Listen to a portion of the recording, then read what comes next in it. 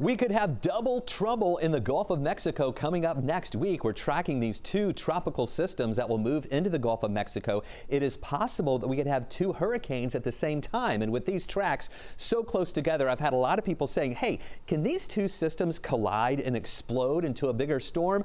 Well, the short answer is probably not. And let me show you a couple of scenarios of what we're going to be watching here. The first scenario is these could just compete and then take away the energy, and they could weaken as they move in. But let me show you also another scenario with the Fujiwhara effect. If these have similar strengths, they could actually revolve around each other and do somewhat of a tropical dance in the Gulf of Mexico and then move in different directions. And there is another scenario from the Fujiwhara effect that these could come together, but they wouldn't explode into a bigger storm. The bigger storm could take the energy from the other one and absorb it, but it doesn't mean that one would become a huge storm as it moves in. So there's going to be a lot to watch as we move into next week.